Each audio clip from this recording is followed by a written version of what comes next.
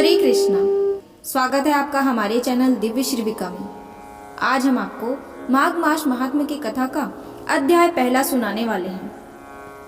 एक समय श्री सूत जी ने अपने गुरु श्री व्यास जी से कहा कि गुरुदेव, कृपा करके आप मुझसे माघ मास का महात्म्य कहिए।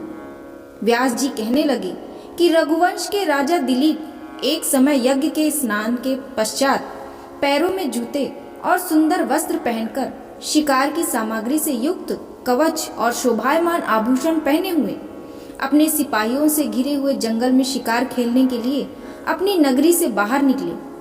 उनके सिपाही जंगल में शिकार के लिए मृग, व्याघ्र, सिंह आदि जंतुओं की तलाश में इधर उधर फिरने लगे। उस वन में वनस्थली अत्यंत शोभा को प्राप्त हो रही थी। कहीं कहीं मृगों के झुंड फिरते थे, कहीं गीदड़ अपना भयंकर शब्द कह रहे थे, कहीं गैंडों का समूह हाथियों के समान फिर रहा था, कहीं वृक्षों की कोटरों में बैठे हुए उल्लू अपना भयानक शब्द कह रहे थे, कहीं सिंहों के पद चिन्ह के साथ घायल मृगों के रक्त से भूमि लाल हो रही थी, कहीं दूध से भरी थनों वाली सुंदर भैंसें फिर रही थी, कहीं पर सुगंधित पुष्प, हरी भरी लताएं वन की शोभा बढ़ा रही थी, कहीं बड़े बड़े पेड़ खड़े थे तो कहीं पर उन पेड़ों पर बड़े बड़े अजगर और उनकी केंचुलियां भी पड़ी थी। उसी समय राजा के सिपाहियों के बाजे की आवाज सुनकर एक मृग वन में से निकलकर भागने लगा और बड़ी बड़ी चौकड़ियां भरता हुआ आगे बढ़ा। राजा ने उसके पीछे अपना घोड़ा दौड़ाया, परंतु मृग पूरी शक्ति से भागने लगा। मृग कांटेदार वृक्षों के एक जंगल में घुसा और राजा ने भी उसके पीछे वन में प्रवेश किया, परंतु दूर जाकर मृग राजा की दृष्टि से ओझल होकर निकल गया। राजा निर्जन वन में अपने सैनिकों सहित प्यास के मारे अति दुखी हो गया। दोपहर के समय अधिक मार्ग चलने से सैनिक थक गए और घोड़े रुक गए। कुछ देर बाद राजा ने एक बड़ा भारी सुंदर सरोवर देखा, जिसके किनारों पर घने वृक्ष थे।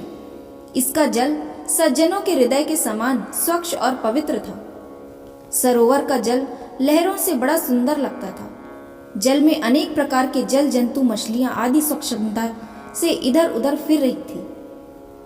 दुष्टों के समान निर्दयी चित्त वाले मगरमच्छ भी थे। किसी किसी जगह लोभी के समान सीमाल भी पड़ी हुई थी। जैसे विपत्ति में पड़े हुए लोगों को, दुखों को हरने वाले दानी पुरुष के समान यह सरोवर अपने जल से सबको सुखी करता था।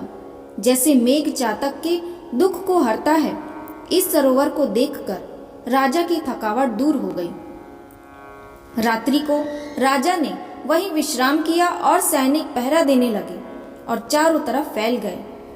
रात के अंतिम समय में सूकरों के एक झुंड ने आकर सरोवर में पानी पिया और कमल के झुंड के पास आया। तब शिकारियों ने सावधान होकर शूकरों पर आक्रमण किया और उनको मारकर पृथ्वी पर गिरा दिया।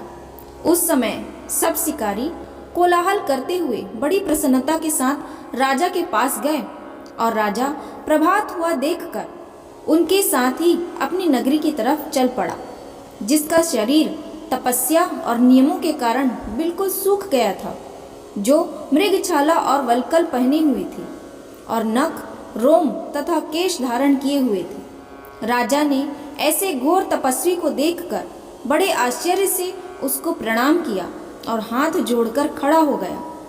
तपस्वी ने राजा से कहा कि हे राजन, इस पुण्य शुभ माघ में इस सरोवर को छोड़कर तुम यहाँ से क्यों जाने की इच्छा करते हो? तब राजा कहने लगा कि महात्मन, मैं तो माघ मास में स्नान के फल को कुछ भी नहीं जानता। कृपा करके आप विस्तार पूर्वक मुझे बताइए। यहाँ अध्याय पहला समाप्त होता है। आगे का अध्याय हम आपको अगली वीडियो में सुनाएंगे। धन्यवाद।